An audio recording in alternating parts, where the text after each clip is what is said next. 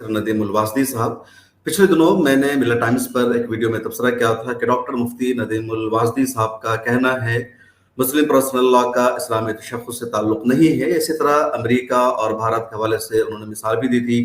کافی تنازع بھی ہوا سوشل میڈیا پر، اور اس وقت میں نے چاہا کہ خود براہ راست مفتی صاحب سے بات چیت کرتے ہیں کہ ان کا موقف کیا ہے، کیونکہ انہوں نے اپنی ایک تحریری وضاحت بھی جاری کی تھی اور ان کا کہنا تھا کہ میں کسی اور پس منظر میں کہہ رہا تھا، اس کو کچھ اور سمجھ لیا گیا ہے، میری منشا وہ نہیں تھی. اور حال ہی میں مفتی صاحب کی طرف سے اپڈیٹ بھی سامنے آیا کہ انہوں نے اپنے یوٹیوب سے اس 12 منٹ کے کلپ کو بھی ڈیلیٹ کر دیا ہے، جس کے شروع کے 3-4 منٹ میں یہ بات سمجھی جا رہی تھی کہ وہ ایک طرح سے یہ بات کہہ رہے ہیں کہ اگر یونیفارم سول کوڈ نافذ ہو جاتا ہے تو اس سے بھارت کے مسلمانوں کے اسلامی تشخص پر کوئی اثر نہیں پڑے گا، یا جس طرح مسلمان امریکہ اور دوسرے ملکوں میں رہتے اس طرح یہاں بھی رہ لیں گے. تو براہ راست موجود ہے مفتی یاسر ندیم الواسدی صاحب، ان سے بات چیت کرتے ہیں. ہمارے بہت سارے ویورز کی بھی خواہش تھی کہ آپ ان کو بلائیے، ان سے بات چیت کیجیے اور تاکہ وہ اپنے موقف کی خود وضاحت کر سکے. مفتی صاحب، ملت ٹائمز میں خوش آمدید. جزاکم اللہ خیرا. سب سے پہلے تو میں یہ جاننا چاہوں گا کہ جو آپ کی ویڈیو کو لے کر کے لوگوں میں بے چینی تھی، پریشانی تھی کہ آپ جو جمہور کی رائے ہے یا ہندوستان میں جو یو سی سی کے خلاف ایک لڑائی لڑی جا رہی ہے اس سے ہٹ کر کے لوگوں کو ایک رائے دے رہے ہیں اور یہ کہہ رہے ہیں کہ اس کا وروଧ کرنے کی ضرورت نہیں ہے، کیونکہ آپ اختلاف بھی کریں گے، اس کی مخالفت کریں گے، پروٹیسٹ کریں گے، تب بھی سرکار اس کو نافذ کرنے میں کامیاب ہو جائے گی. تو اصل آپ کہنا کیا چاہ رہے تھے؟ میں جزاکم اللہ خیرا، آپ نے مجھے انوائٹ کیا سب سے پہلے، اور جہاں تک آپ کے اس سوال کا تعلق ہے تو میں یہ سمجھتا ہوں میری اپنی دانست کے اعتبار سے جو موقف میں نے اختیار کیا ہے اس پوری کنٹروورسی کے دوران، اور وہ موقف پہلے اگرچہ نکل کر سامنے نہیں آیا تھا لیکن ہر شر سے کچھ نہ کچھ خیر برآمد ہوتی ہے، وہ موقف شاید ہی کسی اور نے اختیار کیا ہو، اور وہ یہ کہ میں یہ سمجھتا ہوں کہ یو سی سی کی حمایت یا مسلم پرسنل لا کی جو مخالفت ہے وہ قریب بکفر ہے، اور اس کی وجہ یہ ہے کہ یہ ان مسائل کا انکار ہے کہ جو قرآن اور سنت کے اوپر مبنی ہے، اور سنت بھی وہ جو تواتر کے ساتھ ہم تک پہنچی ہے، اور ایسی کسی بھی چیز کا انکار شریعت کی زبان میں کفر ہوتا ہے. تو یہ کہنا کہ میں یو سی سی کی کسی بھی ناحیے سے ڈائریکٹلی یا انڈائریکٹلی حمایت کرتا ہوں جبکہ میرا موقف اتنا سخت ہو، یہ درست نہیں ہے. میری ویڈیو کسی شخص نے جو لائیو اسٹریم تھی اس میں سے 3 منٹ 18 سیکنڈ کی ویڈیو کاٹ کر پبلک کر دی اور اس کو وائرل کر دیا، یہ تاثر دینے کی کوشش کی کہ میں گویا کہ مسلمانوں کو یہ کہہ رہا ہوں کہ نہیں، آپ کو مخالفت کرنے کی کوئی ضرورت نہیں ہے، آپ کو احتجاج کرنے کی کوئی ضرورت نہیں ہے، آپ کو ای میل کرنے کی کوئی ضرورت نہیں ہے. جبکہ اسی ویڈیو میں یہ بھی کہہ رہا ہوں کہ جو مسلم تنظیمیں ہیں انہوں نے جو بھی طریقہ کار اختیار کیا ہے اس کی حمایت کرنی چاہیے. کل بھی میں نے کل اور پرسوں ٹویٹر اسپیس پر اسی موقف کو رکھا کہ جو بھی مسلم تنظیمیں اپنی اسٹریٹجی بناتی ہیں اس اسٹریٹجی کے ساتھ مسلمانوں کو ساتھ میں آنا چاہیے. نہیں، اصل آپ کی ویڈیو سے میسج چلا گیا کہ چونکہ آپ نے کہہ دیا کہ بی جے پی چاہے گی تو اس کو نافذ کر دے گی، آپ اس کو روک نہیں سکتے، تو اس سے لوگوں کو سمجھ میں آیا کہ جب حکومت پاورفل ہے، طاقت میں ہے، اس کے پاس اکثریت ہے، تو کوشش کرنا ایک طرح سے ضائع ہو جائے گی. تو اس وجہ سے لوگوں میں کہیں نہ کہیں میسج گیا ہوگا. خیر، آپ نے جی بالکل صحیح کہہ رہے ہیں آپ. یہ میسج اس وقت ضرور جائے گا جبکہ آپ صرف اسی ویڈیو کو دیکھیں گے جو 3 منٹ 18 سیکنڈ کی ہے. لیکن اگر آپ پورے کانورسیشن کو دیکھیں گے کہ ایک آدمی آ کر یہ کہہ رہا ہے کہ بھائی اب تو تمہاری شریعت گئی، اب تم کیسے کرو گے، تو اب اس کے جواب میں ہم یہ کہیں گے کہ تم قانون بناؤ. ہم اگر قرآن و سنت پر ہمارے لوگ چلنے والے ہوں گے تو تمہارے قانون بنانے سے ہمارے اوپر دھیلے کا فرق پڑنے والا نہیں ہے. آپ اگر اس سوال و جواب دونوں کو سامنے رکھیں گے تو وہ میسج نہیں جائے گا. مجھ سے مسلم پرسنل کسی کا سوال تھا اور اس کا آپ نے جواب دیا، جی، لیکن ایکچولی جو آپ نے یوٹیوب پر ویڈیو اپلوڈ کروائی تھی اس میں سوال مس تھا، جس کی وجہ سے لوگوں کی غلط فہمی ہوئی. نہیں، وہ جو ویڈیو چلی ہے کہ جس کو آپ نے بھی ٹویٹ کیا اور باقی لوگوں نے بھی ٹویٹ کیا، اس ویڈیو میں سوال ہے ہی نہیں، اور وہ ویڈیو میں نے اپلوڈ نہیں کی ہے.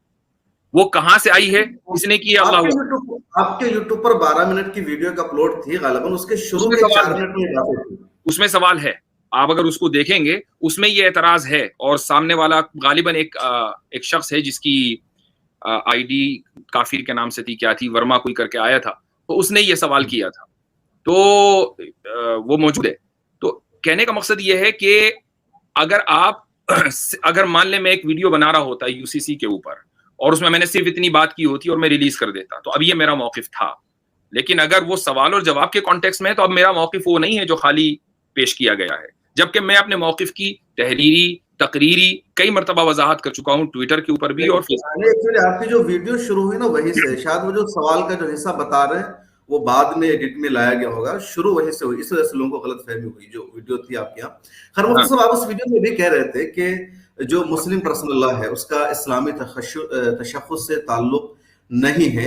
आपका क्या मौक़िफ़ इस बारे में? जैसे कि हिंदुस्तान में जो इस वक्त तमाम तंजीमों का मौक़िफ़ हो यही कि मुस्लिम पर्सनल लॉ को मजहब से जोड़ा गया है और 150 सालों से तकरीबन इसी मौक़िफ़ की बुनियाद पर यहाँ के दस्तूर में मुस्लिम पर्सनल लॉ की आज़ादी दी गई है मुसलमानों को। मैं इस सवाल का जवाब देने से पहले एक चीज का इजाफा और करना चाहूंगा कि आपने शुरू में भी कहा कि मैंने वो वीडियो डिलीट कर दी है। देखिए, मेरा जो कौल है वो कोई मुनज़्ज़ल मिन अल्लाह नहीं है। अगर मान लीजिए मेरी किसी बात से एक आदमी भी जो मुस्लिम कम्युनिटी का एक मुत्तफ़िक़ा स्टैंड है उसके मुखालिफ तासुर लेता है, तो ये मेरी बात के वापस लेने के लिए काफी है। यानी एक आदमी भी अगर जिसकी बात में वजन है, अगर वो गलत तासुर ले रहा है तो मुझे ये चाहिए कि मैं अपनी बात को अपने उस मंजर से हटा दूं, क्योंकि उससे एक आदमी ने गलत तासुर लिया है। तो इसलिए एक तो बात ये। दूसरी बात, इस्लामी शनाख्त का मसला। यहां मैं उसूली गुफ्तगू करना चाहूंगा और मुझे इख्तिलाफ होगा बहुत से मुफक्किरीन से और उलमा से, और वो ये कि हम जिस निज़ाम में रहते हैं, सेक्युलर निज़ाम में, चाहे वो आप इंडिया में रहें या अमेरिका में या बरतानिया, किसी भी दूसरे मुल्क में जहां जहां सेक्युलरिज्म है, हम अपने मसाइल को अपनी शनाख्त की बुनियाद पर उठाते हैं। ये कहते हैं कि ये हमारी शनाख्त है। मसलन हिजाब का मसला जब चला तो ये कहा गया कि ये एक इस्लामिक आइडेंटिटी है। ये जो आइडेंटिटी पॉलिटिक्स है ये इस्लामी नुक्ता नज़र से बिल्कुल गलत है। उसकी वजह यह है कि इस्लाम में जो आइडेंटिटी का आप तर्जुमा करेंगे टेक्निकल टर्म में, वो है शिआर। तो अब हमारे जो शायर हैं उनमें मसलन अजान है, दाढ़ी है, टोपी है, ये हमारे शायर हैं कि जिनको देखकर ये लगता है कि हाँ भाई ये बंदा मुसलमान है। लेकिन मसलन नमाज पढ़ना, ज़कात देना, हज करना, इस्लाम का कानून विरासत, कानून वसीयत, रोज़ा रखना वगैरह वगैरह जितने भी आइली या पर्सनल लॉज हैं, ये शायर या आइडेंटिटी नहीं है, बल्कि ये फ़राइज़ और वाजिबात के ज़िम्मे में आते हैं। और आइडेंटिटी की जो डेफिनेशन है, अगर आप गूगल के ऊपर थोड़ी सी भी सर्च करेंगे तो आपको मिल जाएगा कि culture and personal choices are the main points that form personal identity। अगर सकाफत या जो जाती राय होती है वो पर्सनल एक इंसान की आइडेंटिटी बनाती है। तो जब हम ये कहते हैं कि जी ये हमारी आइडेंटिटी है, तो हम गोया कि ये बता रहे हैं लोगों को कि ये हमारी पर्सनल चॉइस है, और पर्सनल चॉइस में आपको इख्तियार होता है, आप करें तो भी ठीक है, ना करें तो भी ठीक है। तो फिर आपको पब्लिक ऑर्डर का हवाला दिया जाता है या इंस्टीट्यूशन के ऑर्डर का हवाला दिया जाता है और ये कहा जाता है कि भाई आप अपनी पर्सनल चॉइस अपने पास रखें, अपने घर पर प्रैक्टिस करें। जब आप पब्लिक में आएंगे तो फिर आपको जो है वो कलेक्टिव ओपिनियन को फॉलो करना पड़ेगा। हम ये कह रहे हैं कि ये मसाइल हमारी शनाख्त यानी आइडेंटिटी का मसला नहीं है, ये हमारे इसेंशियल्स हैं, ये हमारे फराइज हैं। तो जब जिस तरीके से मान लीजिए अगर कोई हुकूमत ये कानून बना दे कि आप नमाज नहीं पढ़ सकते, तो क्या आप नमाज पढ़ना छोड़ देंगे? या अब ये कहा जाएगा कि नहीं, अब चूंकि हुकूमत ने कानून बना दिया अब तो हम नमाज पढ़ ही नहीं सकते? ऐसा नहीं होगा। आप नमाज पढ़ेंगे, आप उसके लिए आखिरी दम तक जाएंगे, लेकिन नमाज पढ़ेंगे। ये मैंने एक मिसाल दी, क्यों? इसलिए कि नमाज फर्ज है। ऐसे ही जो और अहम इसकी अहमियत में इजाफा किया, और यही सबका मौक़िफ़ भी है कि जो मुस्लिम पर्सनल लॉ है वो मजहब का हिस्सा है। जिस तरीके से नमाज रोजा मजहब का हिस्सा है, उसी तरीके से इस्लामी निज़ाम के मुताबिक शादी करना या तलाक का होना या खुला के मसाइल या विरासत के मसाइल है, उसी तरह है। और यही लड़ाई चल रही, जो बीजेपी के लोग हैं वो मुसलमानों को ये कहकर भटका रहे हैं इन दिनों कि नमाज रोजा पर असर नहीं पड़ेगा और इसका उससे ताल्लुक नहीं है।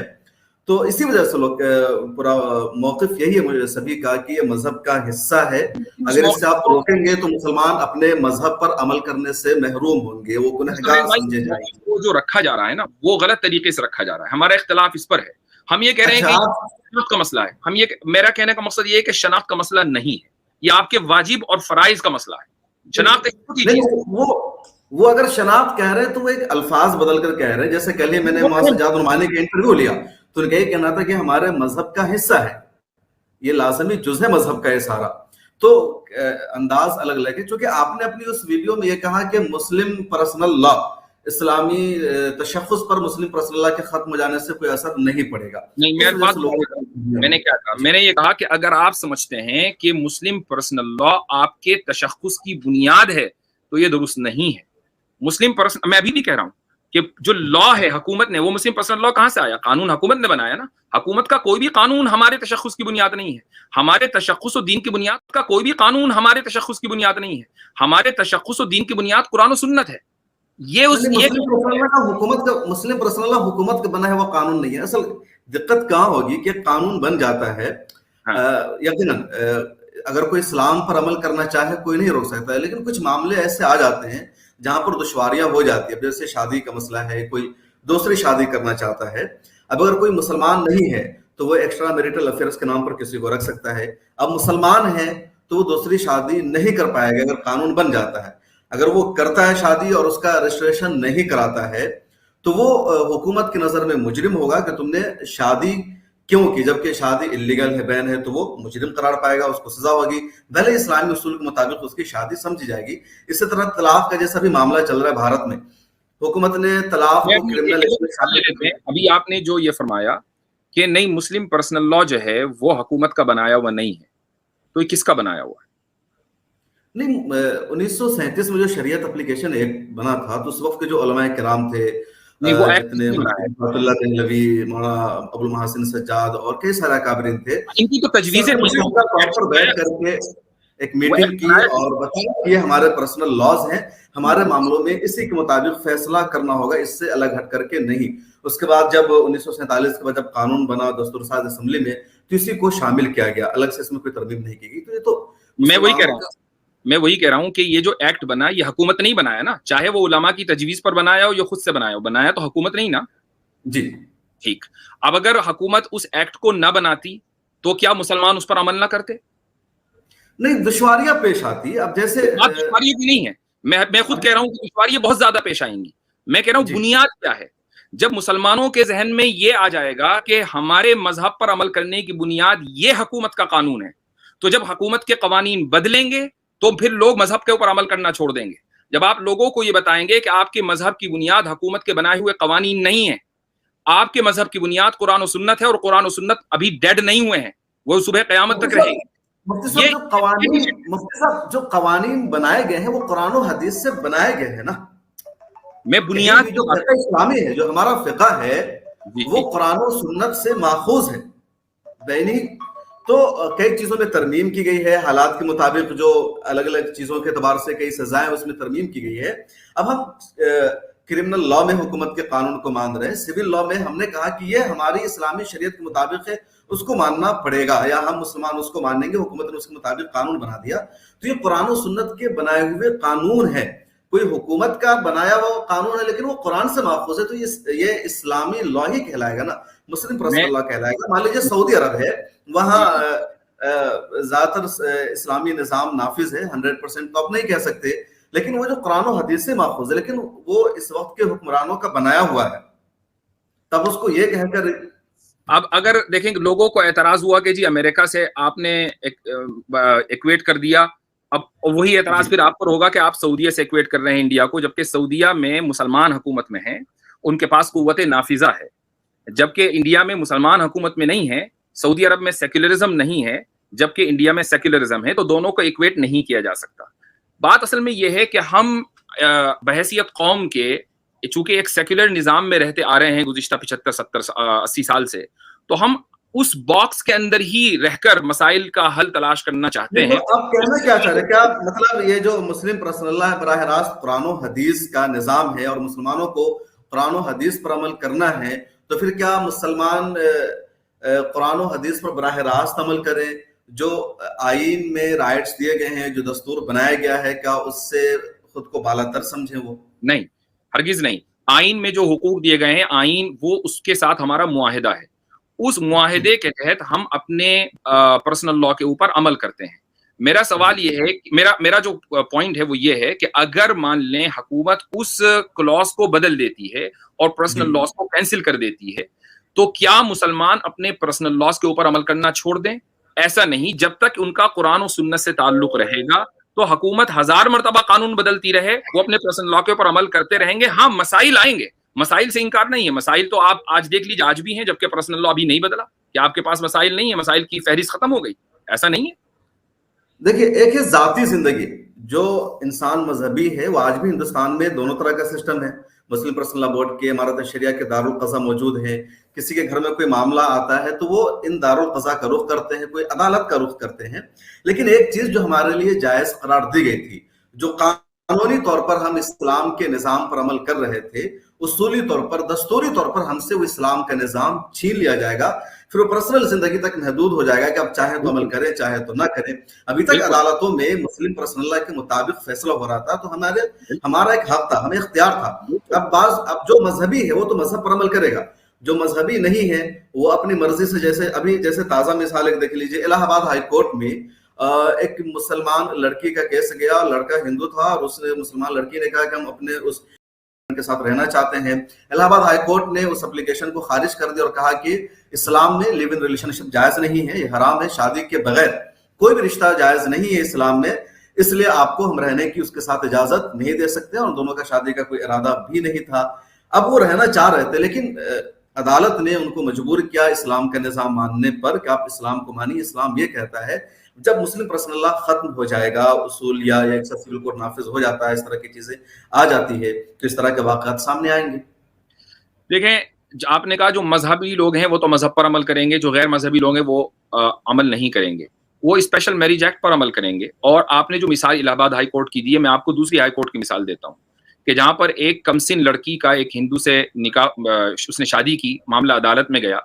لڑکی 15-16 سال کی تھی، مسلمان لڑکی تھی، تو عدالت نے یہ کہہ کر، غالباً چندی گڑھ کی کورٹ ہے، اس نے یہ کہہ کر اس کو مان لیا کہ بھائی چونکہ اسلام میں مسلم پرسنل لا کے اعتبار سے کم عمر میں شادی بلو 18 جائز ہے، یہ لڑکی مسلمان ہے، تو اس کے مذہب کے اعتبار سے یہ شادی بالکل درست ہے. اب آپ یہ دیکھیں کہ ایک طرف یو پی کی کورٹ لیو ان ریلیشن شپ کو جو غیر اسلامی ہے اس کی بنیاد پر فیصلہ دے رہی ہے، جبکہ وہی اسی ملک کی ایک دوسری کورٹ یہ کہہ رہی ہے کہ ہندو اور مسلم کی جو میرج ہے وہ بالکل درست ہے، اگرچہ لڑکی انڈر ایج ہو. جبکہ کیا اسلام میں ہندو اور مسلم کی میرج کو کیا آپ درست سمجھتے ہیں؟ کوئی بھی کورٹ اس کو درست نہیں سمجھتی. تو پوائنٹ یہی ہے کہ بات جو ہے آپ کی اپنی اس ولنگنس کی آ جاتی ہے کہ ہم مذہب کے اوپر عمل کرنے میں کتنے سیریس ہیں. تمام تر عوائق اور پریشانیوں کا سامنا کرتے ہوئے جب آپ یہ ڈٹرمن کر لیں گے کہ ہم مذہب پر عمل کریں گے تو آپ کو کوئی روک نہیں سکتا. یہ میری ویڈیو کا پیغام ہے.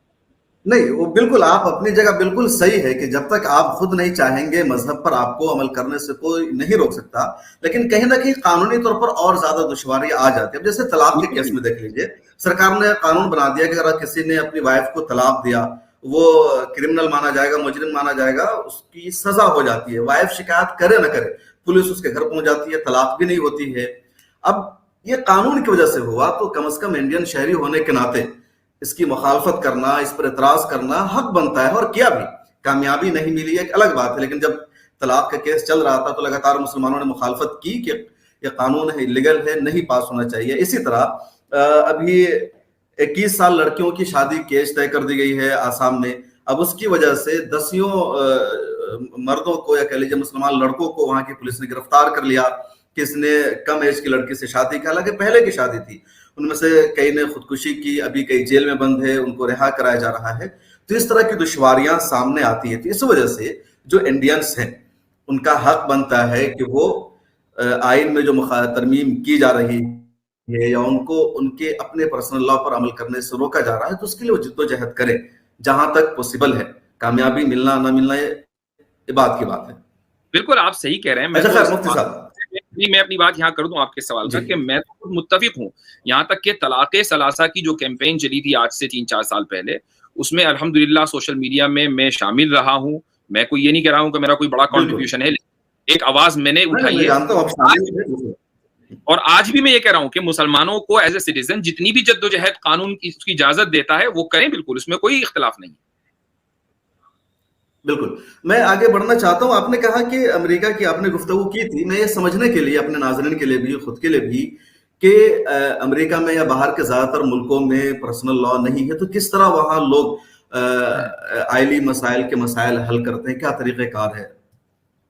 دیکھیے، کسی بھی ویسٹرن کنٹری میں جو سیکولرزم کا جو نظام ہے اس میں ریلیجس فریڈم کا ایک بہت ہی محدود نظریہ پیش کیا گیا ہے. اور یہ میں آپ کو پریڈکٹ کر رہا ہوں کہ آگے چل کر انڈیا میں بھی یہی بحث ہوگی جو ویسٹرن کنٹریز میں پہلے ہو چکی ہے. چونکہ ہوتا کیا ہے کہ جو ویسٹرن کنٹریز میں ہوتا ہے انڈیا میں جو ہے اس کو 50-60 سال کے بعد اس کو اختیار کر لیا جاتا ہے. یہ جو بہت محدود فریڈم ہے ریلیجس فریڈم، وہ یہ ہے کہ آپ اپنے گھر تک مذہب کو رکھیں. جو سیکولر نظام ہوتا ہے اس میں جو انڈیویجول لبرٹیز ہوتی ہیں ان کو ترجیح دی جاتی ہے ریلیجس فریڈم کے اوپر. آپ کی ریلیجس فریڈم سیکنڈری ہوتی ہے، آپ کی انڈیویجول فریڈم پرائمری ہوتی ہے. تو اب مسئلہ یہ آتا ہے امریکہ میں قانون کے اعتبار سے کہ مثلا کسی شخص کا انتقال ہوا. اب ریلیجن یہ کہتا ہے، مسلمان کا ریلیجن یہ کہتا ہے کہ اگر اس کے ایک لڑکے اور ایک لڑکا اور ایک لڑکی ہے تو لڑکے کو 2/3 ملنا چاہیے، لڑکی کو 1/3 ملنا چاہیے. لیکن لڑکی اور لڑکے کے درمیان جنڈر جسٹس، جنڈر ایکوالٹی نہیں ہوئی اس صورت میں. اب یہاں پر سیکولر نظام ایکٹیو ہو جاتا ہے اور وہ یہ کہتا ہے کہ بھائی مذہب کو رکھو سائیڈ میں، جنڈر ایکوالٹی نہ ہونے کی وجہ سے اس لڑکی کے ذاتی حق کے اوپر فرق پڑا ہے، لہٰذا ہم ریلیجن کو نہیں مانیں گے، بلکہ ہماری کورٹ کے اندر اگر مسئلہ آئے گا تو ہم دونوں لڑکے اور لڑکی کو 50-50 دیں گے. یہ ایک نظام سیکولر ممالک کے اندر ہوتا ہے اور اسی نظام کو چلانے کے لیے اس وقت UCC لایا جا رہا ہے. اب مسلمان اگر مذہب کے اوپر عمل کرنا چاہتا ہے تو وہ کیا کرتا ہے؟ وہ یہ کرتا ہے کہ وہ وصیت کے راستے سے اپنی وراثت کے قوانین کو اختیار کرتا ہے کہ وہ وصیت بھی یہ کر جاتا ہے کہ بھئی لڑکے کے لیے 2/3 ہے، لڑکی کے لیے 1/3 ہے. اب دیکھیے جب میں نے وصیت کی تو یہ میرا انڈیویجول رائٹ ہے، میرے انڈیویجول رائٹ کو اب حکومت نہیں لے سکتی، چونکہ انڈیویجول سیکولرزم میں انڈیویجول لبرٹیز ہی کو سب سے زیادہ ترجیح دی جاتی ہے. تو اس طریقے سے اگر کوئی مذہب کے اوپر عمل کرنا چاہے تو وہ مذہب کے اوپر عمل کر سکتا ہے. یہ پوائنٹ ہے. بالکل. تو بہت شکریہ ڈاکٹر مفتی یاسر ندیم الوازدی صاحب، آپ ہمارے ساتھ جڑے اور ہم آپ سے سمجھنے کی کوشش کر رہے تھے یونیفارم سول کوڈ کو، مسلم پرسنل لا کو اور آپ کے موقف کو بھی. مجھے امید ہے کہ ناظرین کو ہماری گفتگو پسند آئے گی. آپ مزید اپنا خیال کمنٹ سیکشن میں لکھ سکتے ہیں. بہت شکریہ.